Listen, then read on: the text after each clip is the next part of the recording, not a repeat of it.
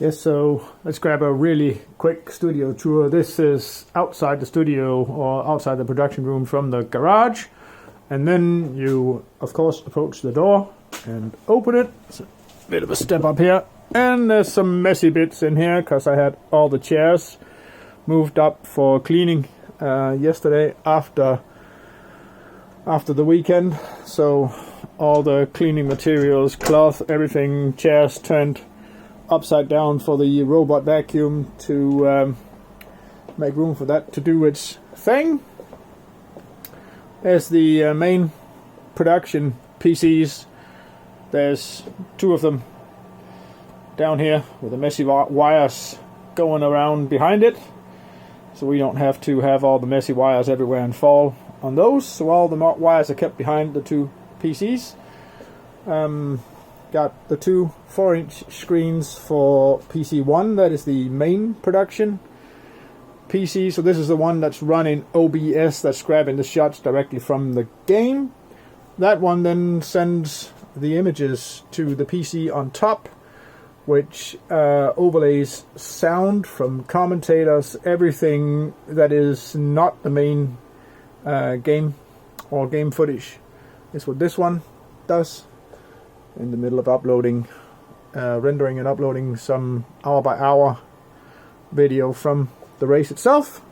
There's a couple of big, huge Wharfdale speakers that we use for sound monitoring. The bigger the speakers, the lower we can run the noise and still hear all the details without having to sit with headphones on. And sitting with headphones on in a production for 12 hours is taxing for your ears. Yes, door to the main studio, of course, lined with foam here so that sound doesn't easily get in or out. This is when we're not recording, it's used for storage, so there's a bit of storage cases in here. It's a bit of wire mess as well. Doesn't really matter what you don't see on stream. Walls lined with carpet mostly in order to dampen the noise in here, so you don't get the echoey noise. The big blue screen at the back here, we selected a blue screen because that makes them look less sick, and gives less green hue to the faces of people in here. Is better with the blue hue, and blue is part of the color temperature scheme, so we can adjust the general color temperature to get completely rid of the blue hue that's coming back from the blue screen. You can't really do that with green, so that's why we run with the blue. And these are all the commentators' chairs, and the desks, of course, chairs now moved up in order for the robot vacuum and cleaning machine to get by and behind here. There's the screen grabbing wires and audio wires for the microphones going through here. There's really not like this is the entirety of all the cables that run from the production room and out here. There's not really that much. We got one game PC for each commentator station. The image from those run through HDMI to a grabber card in the game production or main production machine in the production room. There's one there. There's two over here. Again, not really that many wires. Once we're done over here and we get to the power, there's actually only one or two wires left. That goes to the desk, and there's another PC over here for the last commentator station.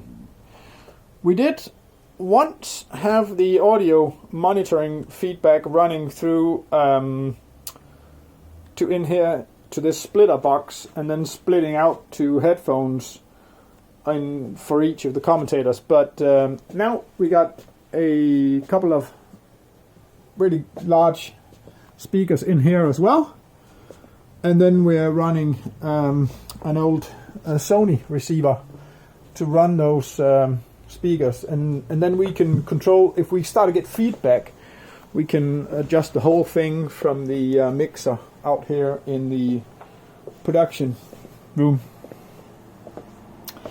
So this is where this is where the 4 channels from the microphones come in. This is game volume. This is our production microphone out here. That's generally muted and only goes through monitor. So the monitoring cable goes out from here and into a line mixer that then puts the microphone for the production here on top of the monitor that goes back to the receiver in the studio itself.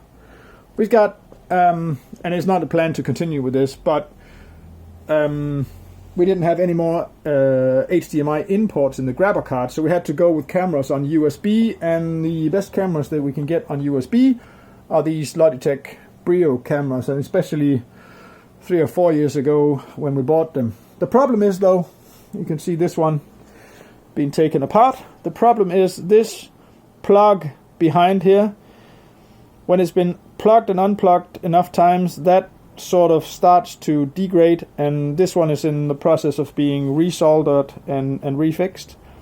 We may have to entirely remove the plug on the camera and solder the wire, the USB 3 wires, directly onto the board in order to get this one running again. But in general, we have 2 cameras in here. The plan is to have a 3rd camera on the opposite side, so we get a 2x2 commentator layout as well as the original 4 commentator layout. Let's see if I can get this to behave. Yes, but that is a quick tour of how everything is set up here. There's LED lights underneath there. Those need hooking up as well, but they weren't sync with the frequency of the lighting in here. So if they're not in sync with the frequency of the light, it looks like all of the LED light will be flickering when it's sent. Yeah, so that's things that need solving. Is if you have a more powerful power supply for these LED strips, so it doesn't so it isn't affected by the hertz of the mains, then you can avoid it looking like this flicker show. So we need a bigger 12 volt power supply that doesn't have this interference from the 50 hertz of the main, because 50 hertz don't mix with 60 fps, which is why it makes it look really annoying. Well, that's it. I am going to go back to setting up the hour by hour videos. Got a little Logitech G920 wheel here as well to drive test laps when we need in-game footage from the game, so we can start up the game on the main production machine and then grab some screenshots or whatever we need off of that. But yeah, that's it.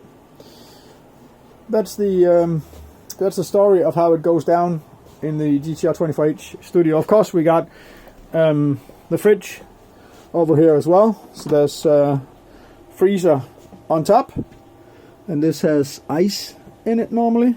I don't think there's any light in the freezer here, but ooh, it's cold. It's cold. And then we got all the, that was Pepsi Max, and these Faxe Kondi were on sale. So we got them for 8 Danish a pop. So yeah, a lot of them in there. A little bit of chocolate as well. Well, that was it. Thanks for following me on this small tour of the GTR24H studio. Hope you enjoyed. Thank you. Bye bye.